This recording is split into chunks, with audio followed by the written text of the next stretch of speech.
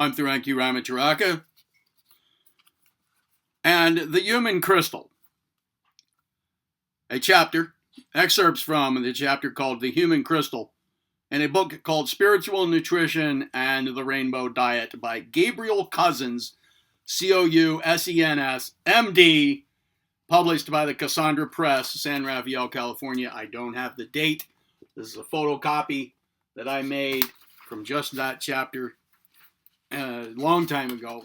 I have no idea where I got this really, except that I know what book it's from, but I don't have the publication date. Chapter 10, The Human Crystal, just some excerpts about this, and then a few implications that I will bring up after I read this to you. Our bodies are a series of synchronous interacting crystal structures, solid and liquid crystals alike, form an overall energy pattern for the total body. Our bone structure has long been recognized as a solid crystal structure with piezoelectric properties. A piezoelectric effect is the creation of an electromagnetic field, an EMF, pulse, when a crystalline structure is physically stressed or pushed out of its normal shape. Our skeletal bone structure is the only proven solid crystal structure in the body. Solid, that is.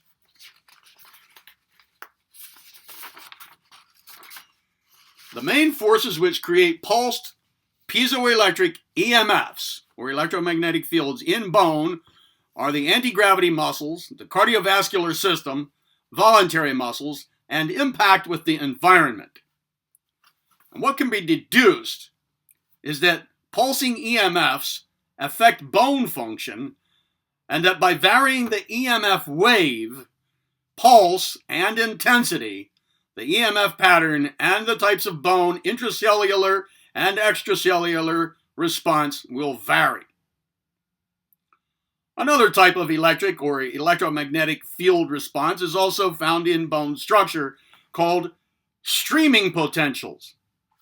An electrical potential is created as a result of the electrostatic interaction of the electrically charged field or fluids, that is, moving past the fixed charge in the crystalline bone structure.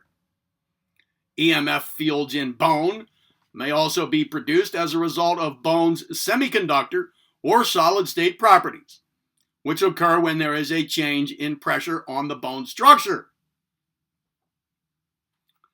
And now, liquid crystal structures. A liquid crystal is technically defined as having form, liquid properties, stored information, and a measurable electromagnetic field. From our perspective, it also has an SOEF, which is reflected in its stored information and EMF. Now, what is an SOEF? Well, it means, it's a naval term. Senior officer, Eastern Fleet. But wait, that's not what we're talking about here. We're talking about subtle organizing energy field. SOEF, subtle organizing energy field. From our perspective, it also has an SOEF, or subtle organizing energy field, which is reflected in its stored information and EMF. On a cellular level, all cells and cell membranes are considered liquid crystals. Bodily fluids also have crystal qualities.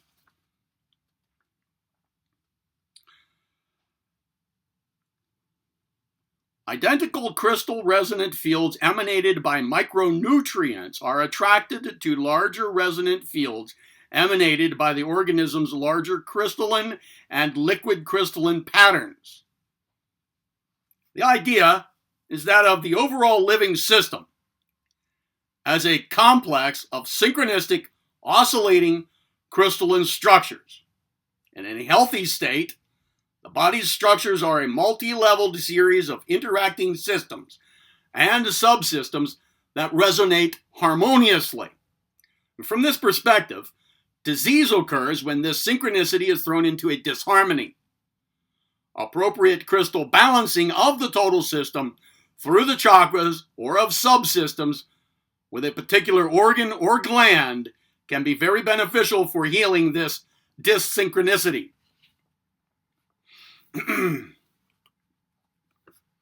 The human organism as a healing vibratory transmitter. Human thought vibratory power. Thoughts are vibratory energy.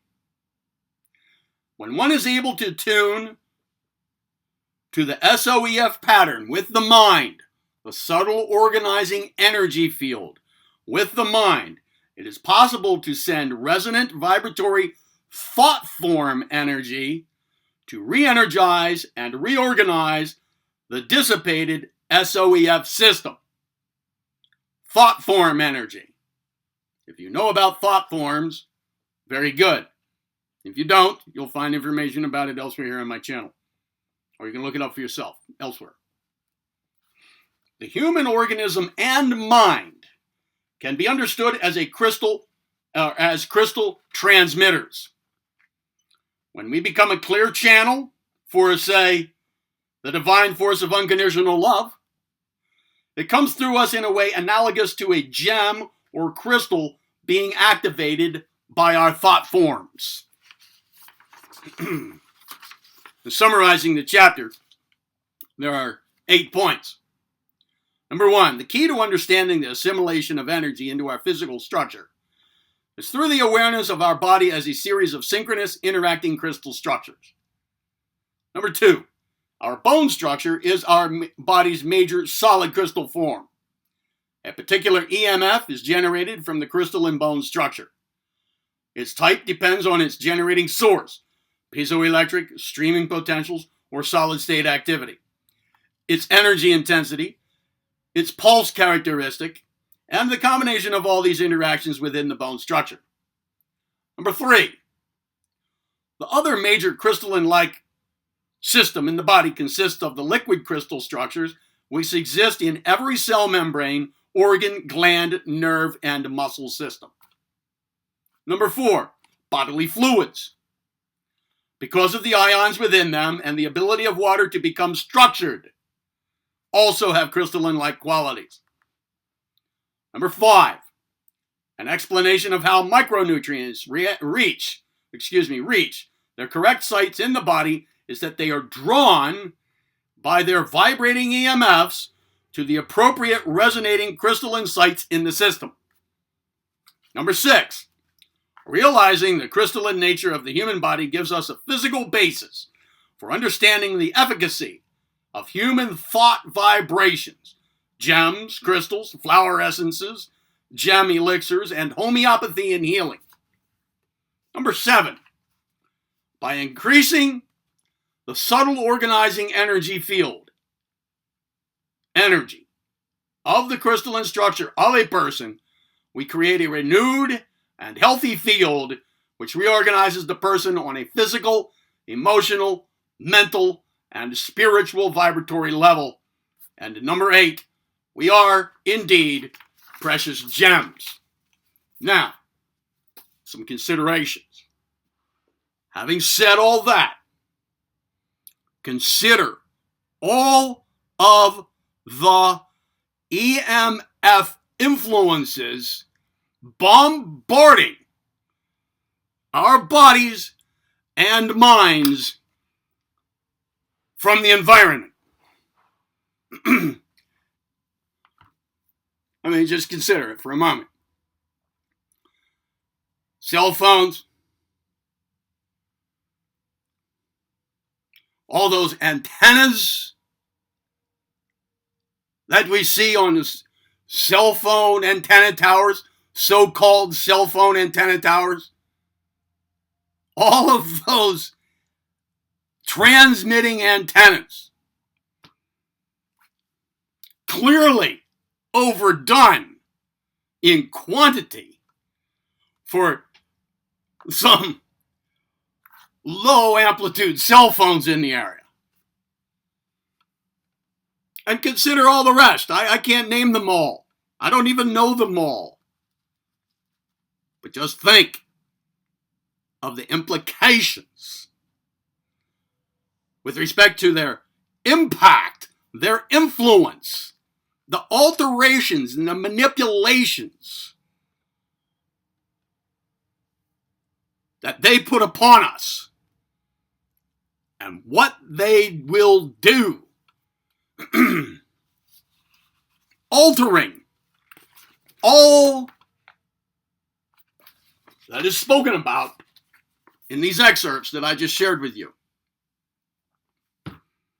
And if we have the mental capacity to affect our SOEF, then imagine what environmental influences upon our SOEF have on our mental vibrations in turn.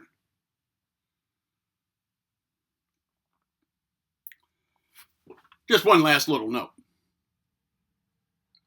You may have heard the notion that some aspects of our world are, just using the term here, to kind of like put in one package into one term, a host of different connotations, under some kind of demonic control, and you think that you are not influenced by it, or that you are not somehow, to some extent, to some degree, under this influence, perhaps think again.